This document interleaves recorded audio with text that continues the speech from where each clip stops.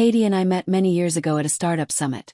One of those buzzing, high-energy events full of idealists and dreamers pitching their visions, swapping contact info, and hunting for that elusive spark.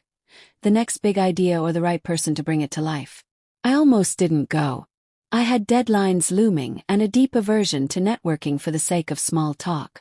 But something, maybe curiosity, maybe fate, nudged me out the door that morning, and it turned out to be the turning point of my life. I first saw Katie during a breakout session on business scalability.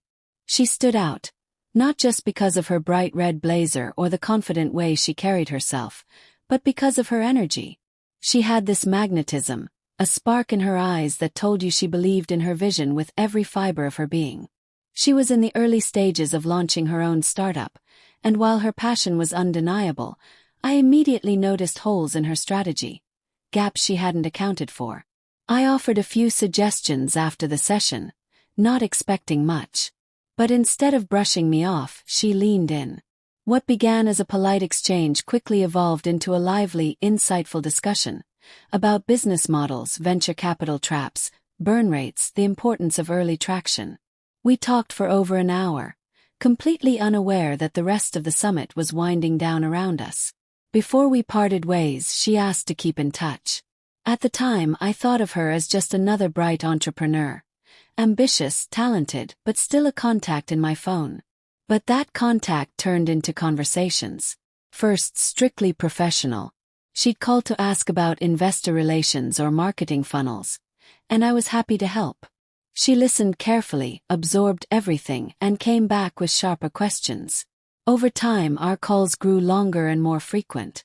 The topics drifted. First toward burnout, then childhood stories, insecurities, failures, dreams. Our coffee catch-ups morphed into late-night conversations that blurred the line between mentorship and friendship. Somewhere in those in-between moments, I started to see her not just as a driven founder, but as a woman with depth, quirks, and vulnerabilities. Her humor caught me off guard. Dry, unexpected, sometimes self-deprecating. And slowly, imperceptibly, I realized I looked forward to our meetings in a way that had nothing to do with business. One day, she pitched a different idea, not about a product or strategy but about us working together. She wanted me to join her company. It wasn't a flippant suggestion. She had thought it through. A strong salary, equity, and a clear role. She needed someone she could trust, someone who understood the machinery behind the vision. I hesitated. Consulting paid well and came with freedom. But the lure of building something meaningful, and building it with her, was hard to resist. Accepted. And from day one I threw myself into the role. I focused on operations, structure, growth planning. She remained the charismatic face of the company, the one investors adored, while I worked quietly behind the scenes. Our partnership, both personal and professional, seemed unstoppable. Within a year we got married.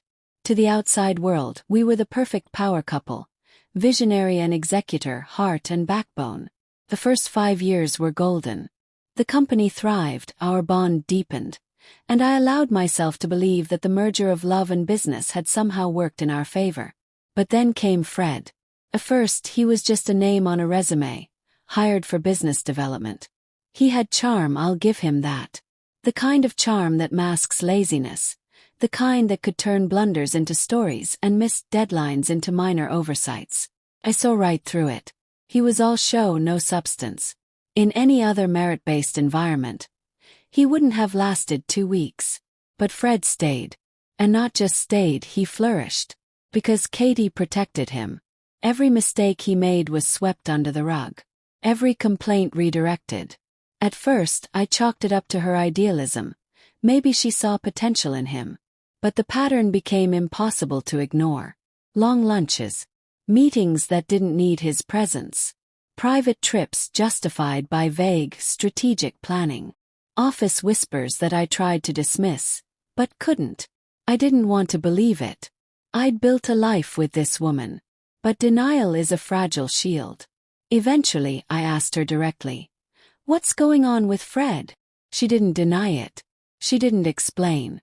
She deflected with mockery. "So now you're jealous." And in that moment, I saw her for what she had become, or perhaps what she had always been.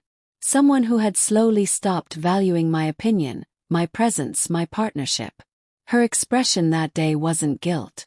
It was irritation at being questioned, at being held accountable. Still, I clung to the hope that I was wrong. Until the day I saw the message.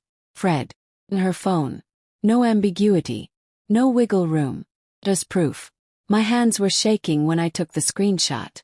When she walked into her office, I handed her my resignation letter without a word. I didn't ask for an explanation. I didn't want one. That night at home, she tried to salvage her dignity. She spun the usual lines: denial, confusion, even some tears. But when I showed her the message, the color drained from her face. The act was over. I walked away from the company, but not alone.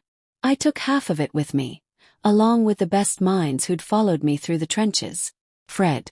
Fired. And I made sure he wouldn't land anywhere respectable in the industry again. But the damage wasn't just professional. In hindsight, I had ignored the imbalance from the start. She had offered me a job in her company.